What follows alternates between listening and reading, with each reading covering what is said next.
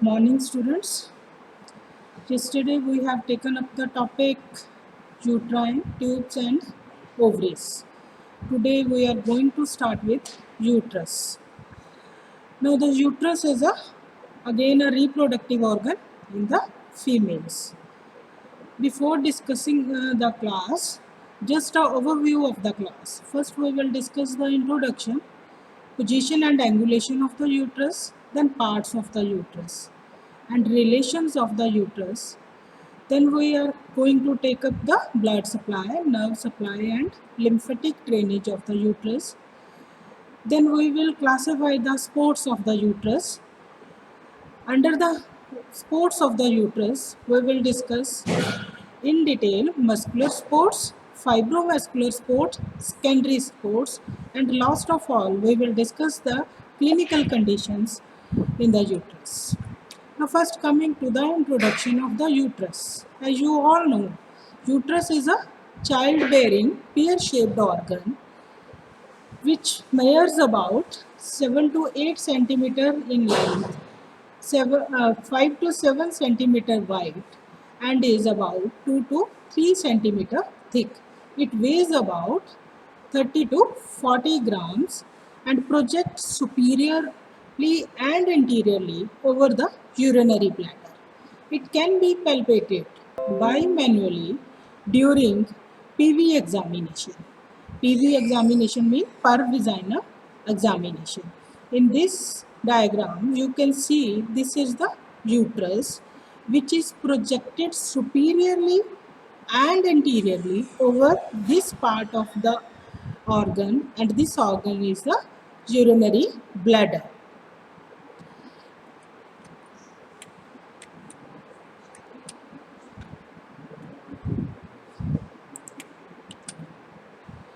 Then position and angulation of the uterus.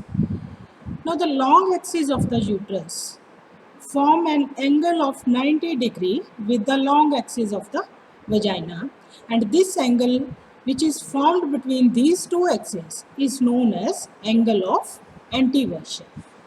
Now here this green line represents the long axis of the uterus and this purple line is representing the long axis of vagina. Where they meet, this angle is formed and this angle of the uterus is known as angle of anteversion. Now uterus is also flexed on itself. It is referred to as anteflexion or known as the angle of anteflexion, which is about 170 degree. Now here you can see this is the major part or the body of the uterus along with the fundus, and this is the cervical part of the uterus. Now this is flexed upon this cervical part, thus forming an angle which is about 170 degree, and this angle is known as angle of anteflexion. The long axis of uterus correspond to axis of pelvic inlet, whereas the axis of vagina correspond to pelvic outlet. That means this axis correspond to pelvic inlet and this vaginal axis correspond to long axis of vagina correspond to pelvic outlet. Then coming to the parts of the uterus. Now uterus is divided into body or also known as the corpus.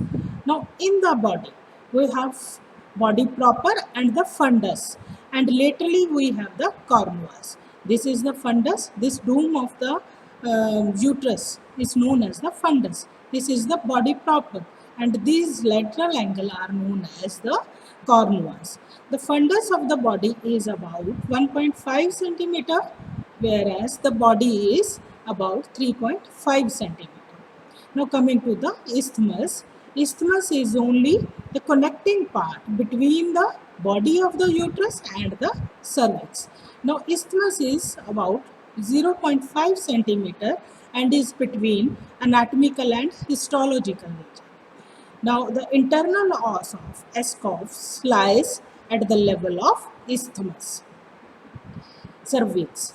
Now cervix is about 2.5 centimeter, having the supravaginal as well as the infravaginal parts. In between the cervix lies the cervical canal. Here lies the external os, and the secretions from the cervix are alkaline and thick, which are rich in fructose, sodium chloride, and mucoproteins.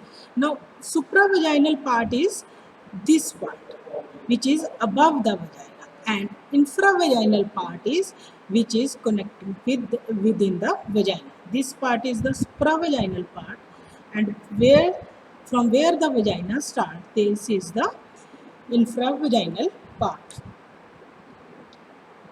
Then the structure of the uterus. The wall of the uterus consists of three layers. These are perimetrium, myometrium, and endometrium.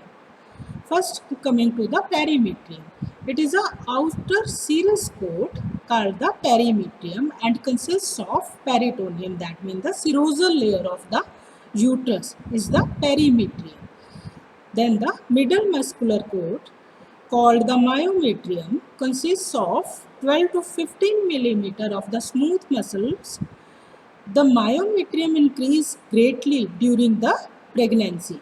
The main branches of the blood vessels, nerves of the uterus are located within the myometrium. So this layer contains blood vessels and nerves. Then innermost layer is the endometrium. So the inner mucous coat is known as endometrium and is firmly adherent to the underlying myometrium. That means the myometrium and endometrium are firmly adherent to each other. The endometrium is partially sloughed off during each month during menstruation. It lines only the body of the uterus. Coming to the relations of the uterus. Now the relations of the uterus we will discuss under the heading of fundus body and supravaginal part of cervix has the same relation, whereas the vaginal part of the cervix has the different relations. First, coming to the fundus body and supravaginal part of the cervix is related anteriorly with the superior surface of the urinary bladder. This is the superior surface of the urinary bladder, and the pouch between the uterus and the urinary bladder which is formed is known as the vesico-uterine pouch. And posteriorly, now this is posterior part of the posterior surface of the uterus. Here again one more pouch is formed, that is known as the recto-uterine pouch, as it is formed between rectum and the uterus. So there are two pouches in case of females. The one is the vesico-uterine pouch and another is the recto-uterine pouch. Posteriorly, the sigmoid colon by a layer of peritoneum and the peritoneal cavity. So posterior relation is with the layer of peritoneum and the sigmoid colon. The uterus is separated from the rectum by the recto-uterine pouch of Douglas. The inferior part of this pouch is closely related to the posterior part of the fornix of vagina. This inferiormost part of the recto-uterine pouch is closely related with the posterior fornix of the vagina. Now the lateral relation of the fundus body and supravaginal part. Laterally, it is related to uterine artery and the broad ligament of the uterus. Now we will discuss the vaginal part of the cervix. The vaginal part of the cervix means this part only. Vaginal part of the cervix is anteriorly related with the anterior fornix of the vagina, posteriorly related with the posterior fornix of the vagina, and laterally with the lateral fornices of the vagina.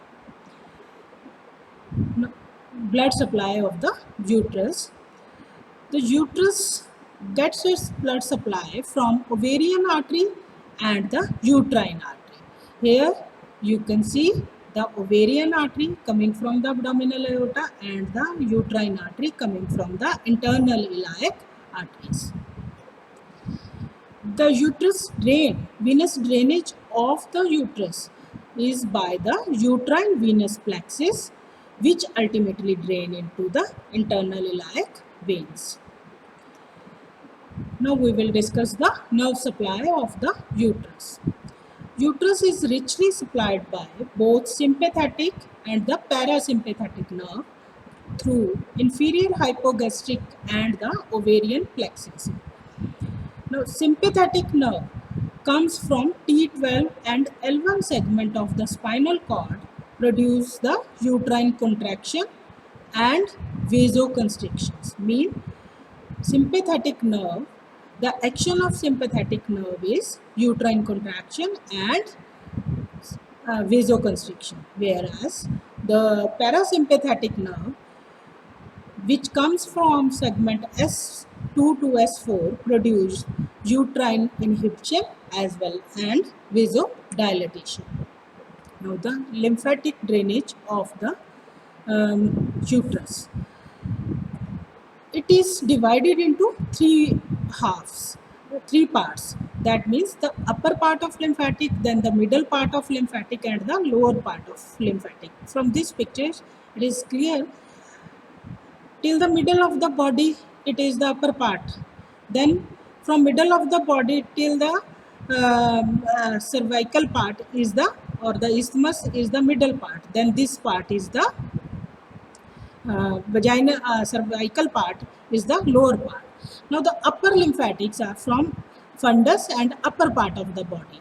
They will drain mainly into the aortic nodes and partially to the superficial inguinal node along with the round ligament of uterus. The middle part of the lymphatics come from the lower part of the body and they will drain into the external iliac lymph nodes. Lower lymphatics which are coming from the cervix of the uterus drain into the external iliac, internal iliac and sacral lymph nodes. Now the spores of the uterus, one of the very important question which can be in your exam. The spores of the uterus, as you know, the uterus is a mobile organ which undergo extreme changes in shape and size during the reproductive period. Now, by virtue of these spores, the uterus is attached to rectum, bladder, and the lateral pelvic wall. Now, how will we classify the uterus? We will classify the spores of uterus into two the main spores. One are the primary spores and another are the secondary spores. Now, primary spores are further divided into muscular or you can say the active sport and another is the fibromuscular or the mechanical sport. Now, under the heading of primary muscular or active sport, we will discuss the pelvic diaphragm, perineal body and urogenital diaphragm. That means these three are the active or the muscular sport. And under the heading of fibromuscular or mechanical sport, there is pelvic wall, uterine axis, pelvic axis, pubocervical ligament, transverse cervical ligament, uterosacral ligament and round ligament of uterus. These three from 4 to 6, that is all the cervical these are all three are the cervical ligament, means pubocervical, transverse cervical and uterocervical are collectively known as the cervical ligaments of the uterus. Now under the heading of secondary spores, we will discuss broad ligament, mainly uterovesical fold of the peritoneum and the rectovaginal of the rectovaginal fold of the peritoneum. Now coming to them one by one. First is the pelvic diaphragm. This you have already studied in the perineal classes. Now what is pelvic diaphragm? The pelvic diaphragm is formed by levator ani and coccygeus muscle along with their covering fascia. It is incomplete anteriorly to allow the passage of urethra in males and urethra and vagina in females. So there is one opening in case of males and two openings in case of females in the pelvic diaphragm. And third opening which is common, that is the anal opening. The pelvic diaphragm will support the pelvic viscera and resist increase in intra-abdominal pressure. Pubococcygeus part of the levator ani is partially inserted into the perineal body between the vagina and the rectum.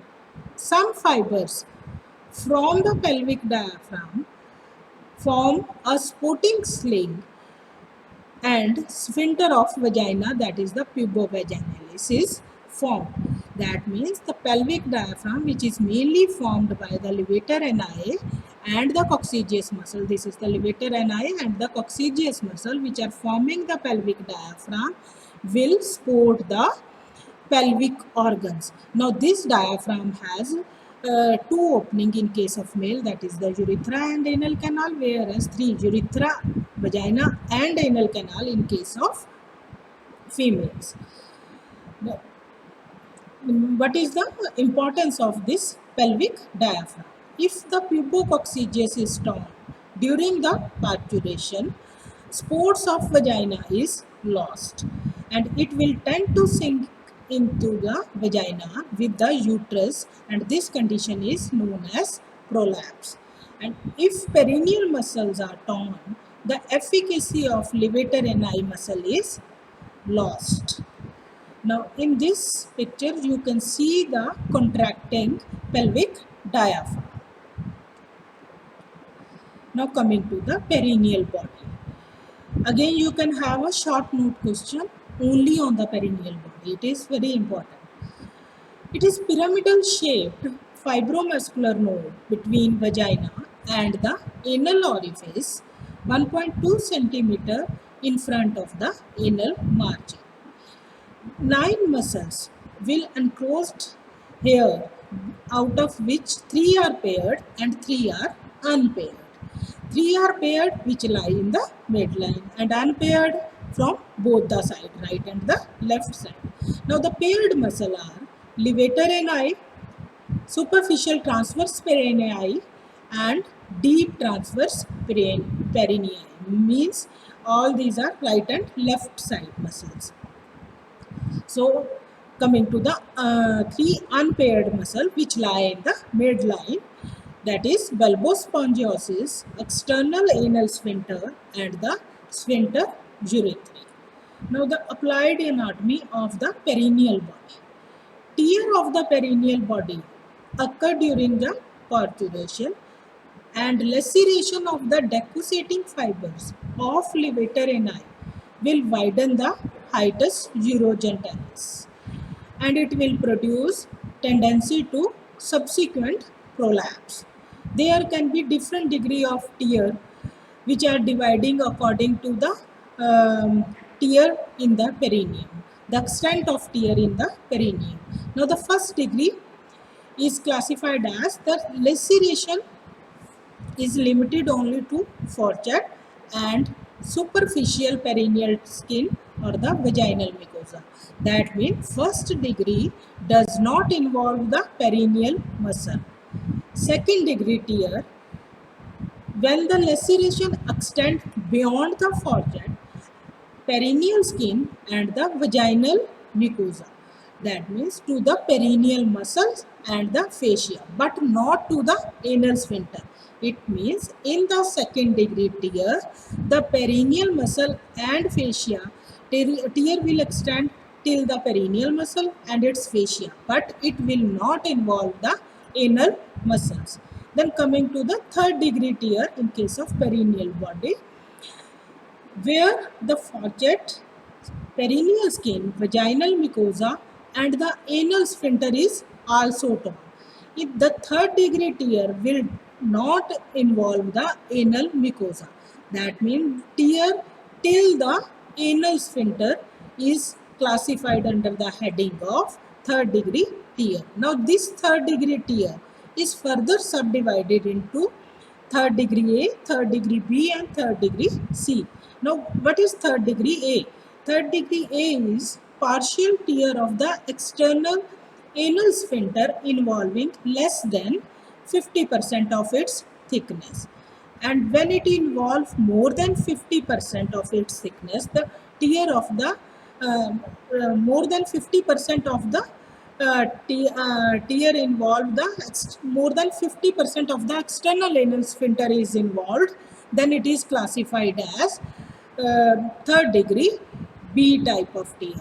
Then C type, third degree C, is when the external and the internal sphincter both are torn.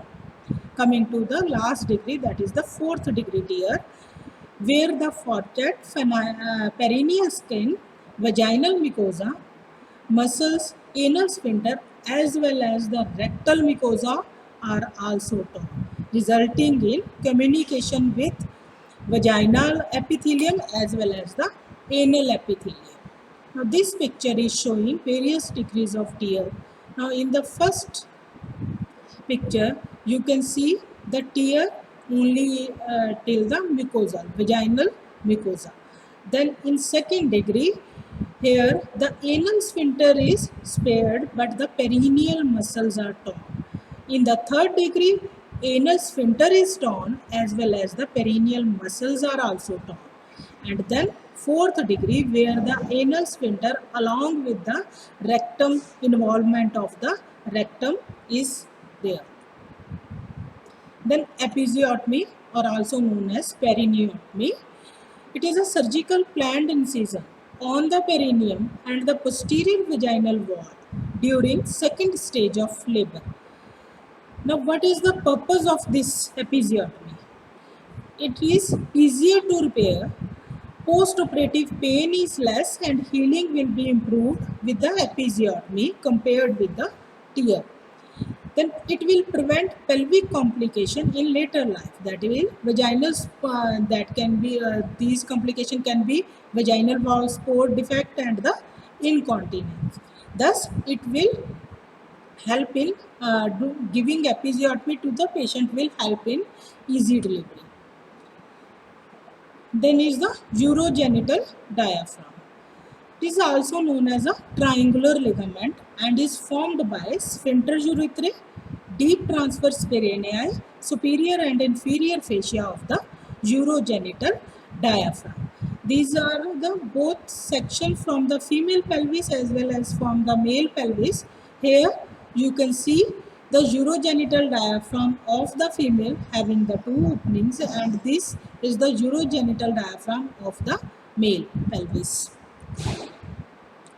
Again, the female pelvis showing one side is showing the superficial dissection of the perineal region, whereas the other side is showing the deep dissection of the perineal region.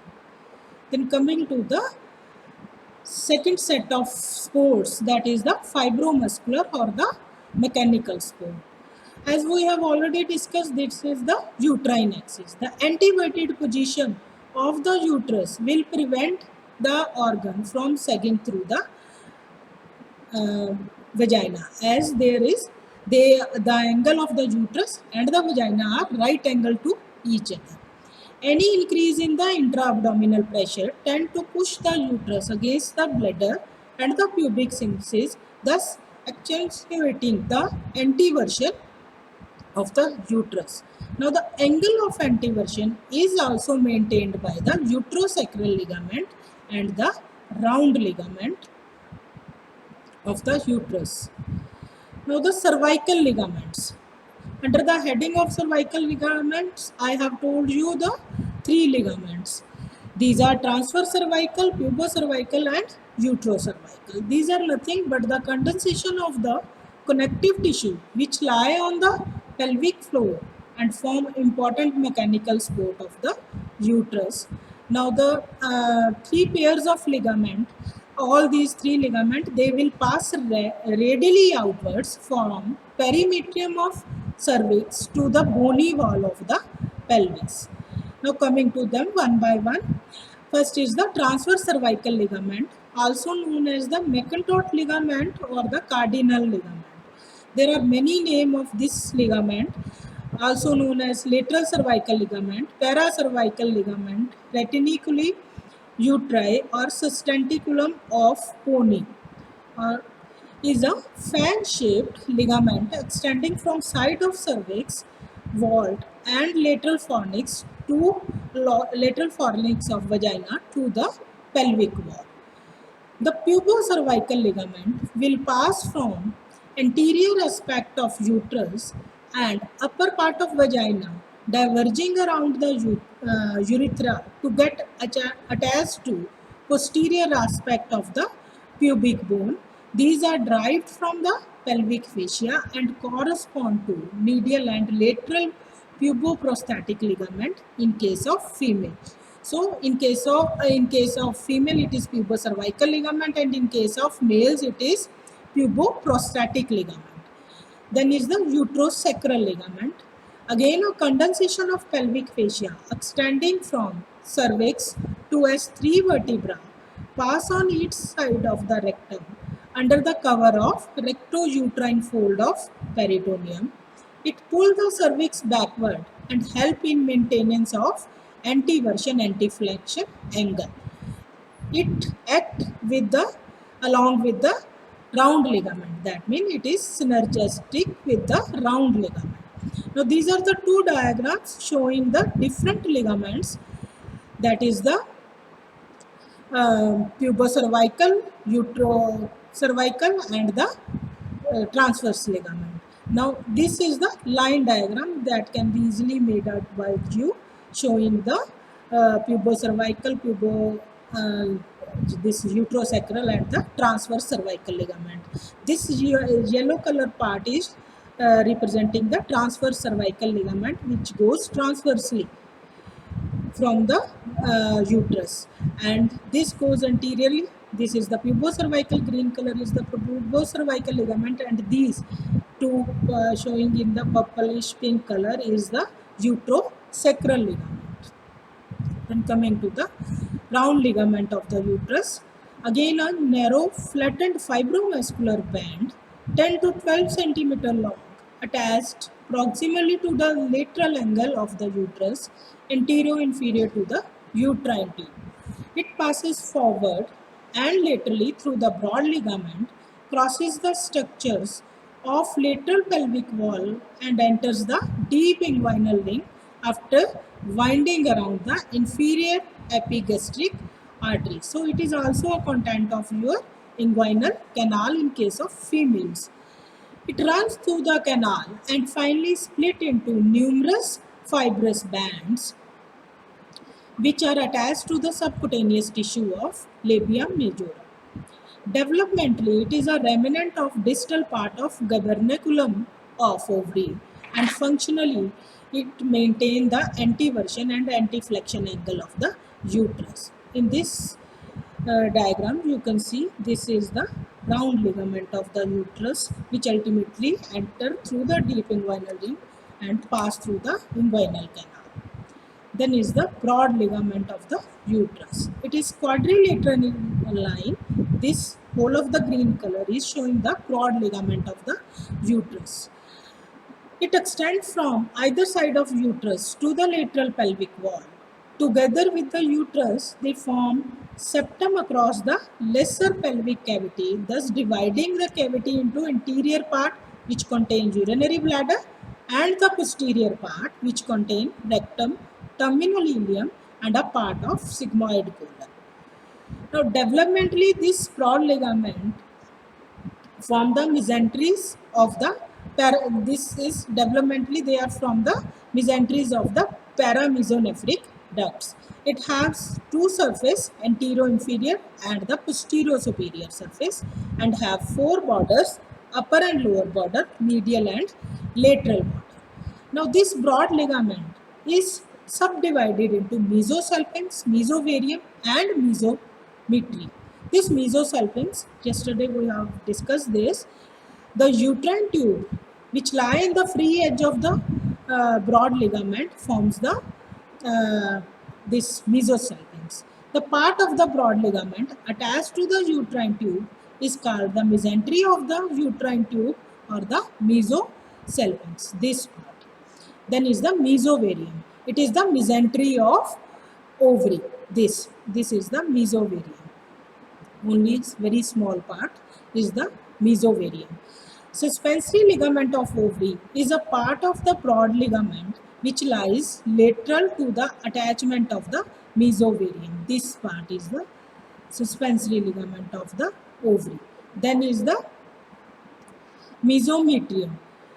It is the mesentery of uterus and form the largest portion of the broad ligament. This whole part is the mesometrium. This part which is attached to the tube is the mesosalpinx, and this part is the mesovarium, and this part is the infundibulopelvic ligament, or also known as the suspensory ligament of the ovary. Now, what is the function? It serves as a mesentery of the uterus, ovaries, and the fallopian tube, and help in maintaining the normal position of the uterus. Now, what lies in this ligament? There are reproductive products, that is the uterine tubes and the ovary. Then vessels which lie in this ligament are the ovarian vessels and the uterine vessels. And the ligaments are the ovarian ligament, round ligament of uterus, and the suspensory ligament of the ovary. Now the last is the clinical condition related to the uterus. First is the inflammation of the uterus, which can be acute or which can be chronic, is known as endometritis. Then is the C-section or the cesarean section. This is a surgical procedure where the abdominal delivery is conducted and baby is delivered by the laparotomy. Then hysteropexy is the fixation of the misplaced or the abnormally movable uterus. Then another clinical condition can be fibroid uterus, very common. It is a benign neoplasm, non-cancerous growth of the uterus, and often appear during the childbearing age. These are also known as leiomyomas or the myomas. A patient will present to you with menorrhagia, infertility, pain, vaginal discharge, and pressure symptoms. Then another condition can be the malignant growth of the uterus. Most common is the cervical cancers or the cervix, cancer of the cervix. CA cervix spread faster because of the greater lymphatics of the cervix, and it is commonest malignancy in the females. Then IUCDs, that is intrauterine contraceptive devices. Means by these devices are used to regulate the fertility in case of females. If female don't want the child, then we can put IUCDs in the uterus. Now these pictures are showing the copper T is being taken up in the cavity of the uterus and is placed there so that the conception cannot be there. Now here second picture is showing the expulsion. When the female is ready to bear the child, we will take up this copper T and uterus is again empty. Then is the hysterectomy, that is the surgical removal of the uterus, and it can be removed surgically, it can be removed abdominally as well as vaginally. There are different type of hysterectomies. Now from the picture in the box, you are seeing the part being taken out. This is whole of the uterus is taken out. This is known as the total hysterectomy. Then uterus along with the upper part of vagina, along with the cervical canal, and including the lymph nodes which lie around the cervix, is known as the radical hysterectomy. When the ovaries and fallopian tubes are also removed, then it is known as the bilateral oophorectomy. And if cervix is left behind, ovaries, uterine tubes are left behind, only the upper part above the cervix, body and the fundus of uterus is removed, then it is known as supracervical hysterectomy.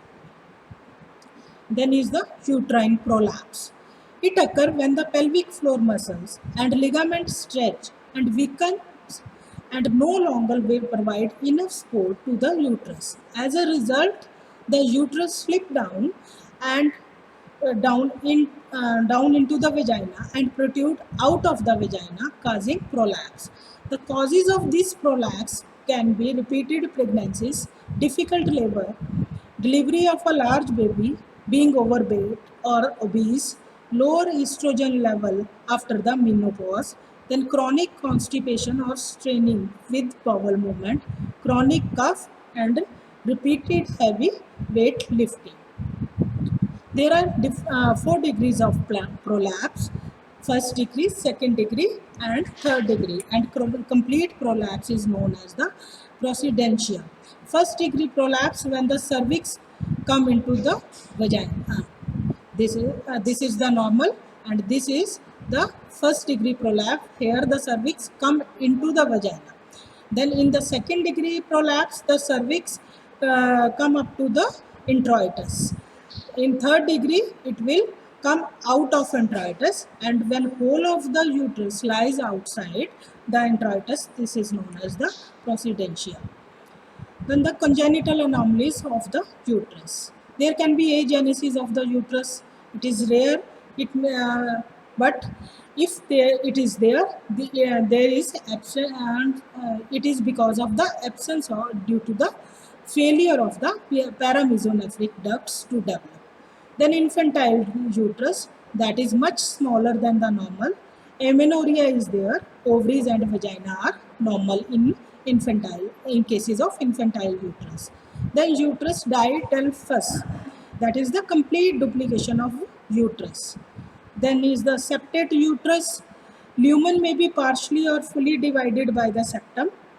There may be 2 uterine cavity with 2 cervices, or 2 uterine cavity with 1 cervix. Then unicornate uterus. Here the one half of the uterus may be absent. All these congenital anomalies are because of the Mullerian duct, also known as the Mullerian duct anomalies.